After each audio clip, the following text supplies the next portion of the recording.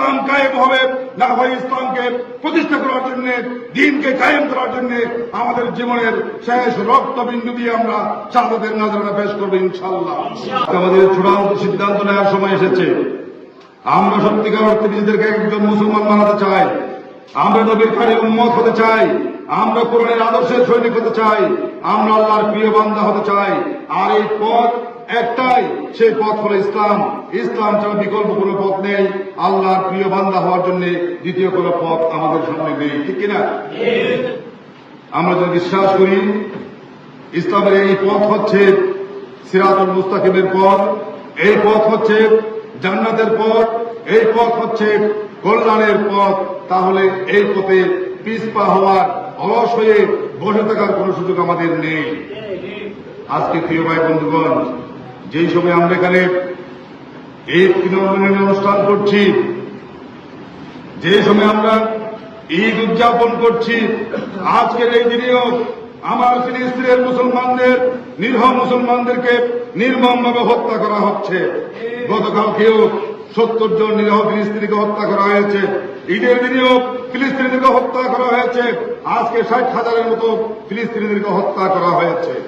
তাদের অপরাধ একটাই, তারা মুসলমান, তারা কালামা পড়েছে, তারা আমাদের ভাই, তারা আল্লাহর নবীর উম্মত, তারা কোরআনের অনুসারী। এটি হচ্ছে তাদের অপরাধ। আমরা বাংলাদেশে দেখেছি এই অপরাধে আল্লামা দেলোয়ার হোসেন সাঈদীকে তিল তিল করে হত্যা করা হয়েছে, মৌলানা মতিউর রহমান নিজামীকে ফাঁসির কাস্টে ঝুলিয়ে হত্যা করা হয়েছে, অধ্যাপক গোলাম আজমকে তিল তিল করে জেলখানায় বন্দী রেখে হত্যা করা হয়েছে, এবং আমাদের অসংখ্য ভাইদেরকে হত্যা করা হয়েছে। এভাবে আল্লাহ রাসূলের জামানায় আমরা দেখেছি অসংখ্য সাহাবা আজমাইনদেরকে হত্যা করা হয়েছিল, কিন্তু তারা ইসলাম থেকে 1 সেকেন্ডের জন্য চুল পরিমাণ তারা বিচ্যুত হয়ে যায়, ঠিক কিনা?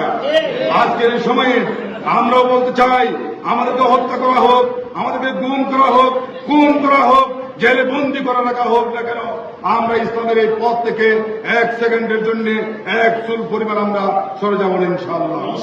আমরা সিদ্ধান্ত গ্রহণ করেছি, হয় বাংলার এই জমিনে ইসলাম কায়েম হবে, না হয় ইসলামকে প্রতিষ্ঠা করার জন্য, দ্বীনকে কায়েম করার জন্য আমাদের জীবনের শেষ রক্তবিন্দু দিয়ে আমরা শাহাদাতের নজরানা পেশ করবো ইনশাআল্লাহ। আমরা তো সেই জাতি, আমরা মৃত্যুকে পরোয়া করি না, মৃত্যুকে আলিঙ্গন করার শিক্ষা নিয়ে আমরা এই পথে এসেছি, শাহাদাতের কামনা নিয়ে আমরা এই ময়দানে এসেছি। প্রিয় ভাই বন্ধুগণ, আজকে দেখেন আমার এই বাংলাদেশে কোরআন কিনে তামাশা করা হয়, তারা বলে কোরআন নাকি বাউতাবাজি, তারা বলে এই দেশে কোনদিন শরিয়ার আইন চালু হতে দেবে না। ওই সমস্ত মুশরিকদের উদ্দেশ্যে বলতে চাই,